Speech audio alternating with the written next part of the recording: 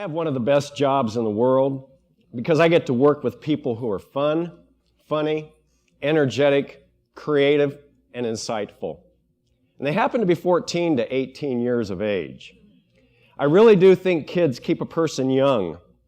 And I think that's probably why when I'm in the presence of adults, I sometimes don't know how to act, so you'll forgive me.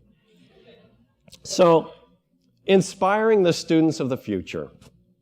What really works? 37 years of teaching experience have taught me that two things are needed: research-based teaching techniques and relationship. Relationship is huge, but we'll talk more about that later. What I'd like to look at first are the techniques. I think probably most of us remember the teacher-centered classroom. This is probably what we're familiar with from our youth. You remember the teacher was up front and center. The students were in nice, neat rows, not allowed to talk to each other. And the teacher, the source of authority, downloaded information to the kids who regurgitated it back up on a test designed to measure how much content they could remember. Now, I have to admit, I love lecturing, but my students don't always love it. It does not always inspire. So I was thinking, what really inspires? Years ago, I was doing lunch duty at school, standing in the lunchroom, being visible, watching kids go through the cafeteria line. And as I watched the kids going through the line, it occurred to me, they love having choices. And so I said to myself, maybe that would work in the classroom. Let the kids have choices. And so that's what I did. I converted my classroom to a situation where student choice was a big part of the room, along with 4 other C's: collaboration, communication, critical thinking, and creativity. Actually, over 10 years ago, the National Education Association identified those last 4 C's on the list as essential 21st century skills that kids should learn, and I agree wholeheartedly. I've added choice to the top of the list, not as a skill for kids to learn, but rather as a characteristic of the classroom. By choice, I mean a situation where many learning activities are available to students, designed to meet the many diverse learning styles that they have. And the kids love it as much as they love choices in the cafeteria. Now, I think we're made for learning this way. Imagine our early hominid ancestors out looking for food. Don't you know that finding and tracking that woolly mammoth required critical thinking and problem solving? It definitely required collaboration, teamwork. I mean, you wouldn't want to do this by yourself. No way. And collaboration required communication. And then I imagine those people sitting around the campfire at night, reliving the adventures of the day's hunt. They must have had smiles on their faces when they were retelling the story of the hunt. And I know they smiled when they put those cave paintings up on the wall, because creativity is a uniquely human, pleasurable, satisfying activity. So I believe our brains are wired for the 5 C's.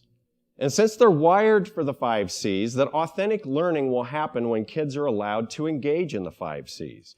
And not just learning, but I think kids will enjoy a classroom set up like this and even be inspired in this way. Now, this requires a classroom set up based on the 5 C's requires a shift from a teacher-centered classroom to a student-centered classroom. And this requires the teacher to remove him or herself from front and center, becoming more of a guide on the side rather than a sage on the stage. But this opens up opportunities to not merely teach, but to coach, to mentor, to nurture, and inspire. And that's why I love it so much. Now, time out. It's important for me to mention these are not my original ideas. I stand on the shoulders of giants. Remember Plutarch? He said it a long time ago. The mind is not a vessel that needs filling, but wood that needs igniting. And more recently, Albert Einstein, education is not the learning of facts, but the training of the mind to think. All right, you're going to have to bear with me. I'm going to get real goosebumply for a minute. One of the absolute most exciting moments of my life, my professional life, was meeting Albert Einstein just a few years ago. Changed my life bumping into him in that wax museum. What a moment it was. So I stand on the shoulders of giants. Giants like Montessori and Piaget. And Dr. Sam Postlethwaite, who was doing a lot of these things in his biology classes at Purdue University back in the 1960s. I'm a product of the Purdue biology department. That's where I fell in love with biology. I stand on the shoulders of giants like Tom Watts and Steve Randack, who were doing this back in the 1970s in their high school biology classes. I stand on the shoulders of many giants called elementary school teachers and special ed teachers. So I'm a product of all of those mentors. So collaboration, communication, critical thinking, creativity, and student choice. What's it look like? If I could just share with you briefly the experiences that I've tried with this. I've taken my 9th grade biology classes and divided the school year up into 2 to 3 week units. At the beginning of each unit, the students are given a menu of all the smorgasbord activities that are available on the menu. Now, this has been challenging because I've had to write all of these activities so that no matter what combination of activities a student chooses to do based on their learning styles, and no matter what order they choose to do them in, they'll still achieve the required objectives for the unit. It's been fun. It's been a challenge. But the kids love it. They love having the choice. And there are many times when they forget that I'm even in the room, and that's okay. One of the things that is not required, there are 2 activities normally in every unit that are not required. One is the test at the end of the unit, and the other one is the computer tutorial. I've taken several summers and written these self-paced, interactive computer tutorials that the kids work through. They're designed to take the place of the stuff that I used to lecture on. Kids have told me in private, Mr. Rule, we like the tutorials better than your lectures. And that's okay. That's perfectly okay because it's all about them.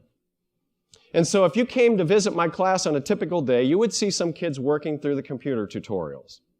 You would very likely see some kids working on some website activities online. It's very possible you would see some kids in a corner of the room with headphones on watching a video related to the unit, writing out answers to questions that accompany the video. I'm sure would see students doing laboratory activities. You would probably notice some kids tending to their ongoing science fair projects.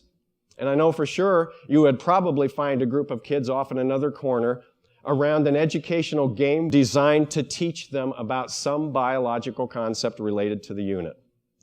And you would likely see some kids doing some hands-on, minds-on simulations, learning about some other biological phenomena. I know you would see some kids off in a corner filling out what are called reflection sheets that are designed to get them to think about their learning, self-evaluate their efforts, take past knowledge and connect it to new knowledge. And there's one other activity on the menu that a lot of kids really enjoy. It's called arts and entertainment. It's on the menu in every unit. And this is where the students take any concept they've learned in the unit and at home develop some kind of a project presentation and then present it to the rest of the class on the last day of the unit. Arts and entertainment. Has to be non-traditional. It's only limited by their imagination. So they can come in and perform a song, a skit, present a movie, present a model that they've built, poetry, any non-traditional way of demonstrating their knowledge of something they've learned in the unit. For example, these 2 young ladies in our biochemistry unit took it upon themselves to build a model of a chlorophyll molecule using gumdrops to represent the atoms. These two young ladies, they're sisters. They happen to decide to demonstrate in a very creative way the fact that they each inherited half of their genes from mom and half of their genes from dad. Gotta love them. This method of teaching, for me, I have found, 37 years experience, is not only effective, but it's fun because it allows me to sit down with small groups of students while I'm team teaching with that fleet of 10 computers. It gives me the opportunity to sit down with a group of 2, 3, or 4, or 5 kids and respond to questions that they initiate. It allows me the opportunity to listen to their thinking. And teachers, when you do this, if you do this, the whole situation creates somewhat of a teacher paradox. Because by removing yourself from front and center, you seem to become less important. But paradoxically, in reality, you become more important. Because when working as a guide on the side, you're freed up to use the most powerful teaching techniques I have ever run across in 37 years. They're as old as the hills. It doesn't matter what techniques are used, these two always work. I'm talking about two loves. First, the teacher's love for the subject and passion for the subject. And secondly, the teacher's genuine love for the kids. First, let's talk about the passion. You know what I remember about 3rd grade? I remember Jenny on the bus. I'm not kidding. 3rd grade. No, the thing I remember most about the classroom in 3rd grade is I remember our teacher every day after lunch would read to us for 10 to 15 minutes. She would read to us Tom Sawyer. What an adventure. Oh, we had black and white TV, we had cartoons on TV, but this was different. It was obvious to us that Miss Hershey loved reading and she was passionate about reading to us. Tom Sawyer, what an adventure. At the end of the 10-minute reading period, I couldn't wait until the next day to find out what would happen to Tom and his friends. I don't know if Miss Hershey realized it or not. I should have written her a letter a long time ago. She inspired me to be a reader. But you see, she wasn't saddled with state-mandated standards and state-mandated high-stakes standardized testing. And so she was free to teach and inspire. I'll never forget her. She means the world to me. I should have written her a long time ago. Then for that other love, teachers' love for the kids. If there are any teachers in the audience, don't get nervous. I'm not talking about warm, fuzzy, emotional love. I'm talking about genuine, decisional, put the other person first kind of love. It motivates. It inspires in a powerful way. I'm talking about the kind of love that C.S. Lewis wrote about it in his book, The Four Loves. He described it as agape love, the highest level of love known, a self-sacrificial kind of love, a love that's passionately committed to the well-being of the other. This kind of love is not always emotional, but it is always decisional. So teachers, great news. This means you can love your kids even when they're not likable. Does that ever happen? Because this kind of love is not emotional, it's decisional, and it motivates and inspires in a powerful way, and it's as old as the hills. So teachers, an airtight lesson plan is important. A well-organized, consistent discipline plan is important. Effective use of technology is important. The standards are important, but please don't let them stifle your creativity. All these things are important. But what the kids are going to remember most of all is you. Don't forget that sixth C, caring.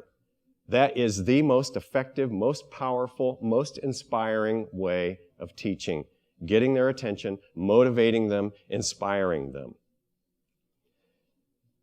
What they're going to remember most is that you look them in the eye and ask them about their extracurricular activities and their part-time jobs. What they're going to remember most is that you just asked them in the hall how they were doing. What they're going to remember most is that you worked really hard in the first couple weeks of school to learn their names in the first couple days. What they're going to remember most is that you went to their athletic events and their concerts. What they're going to remember most is that you led the class in loud, off-key choruses of happy birthday. What they're going to remember most is that when they made the newspaper, you put their newspaper clippings up on the wall in the classroom, and you told them to autograph them. And you told them to do that so that someday when their autographs were worth lots of money, it would fund your retirement. What they're going to remember is that you were transparent and that you were real and that you had the ability to laugh at yourself and laugh with them.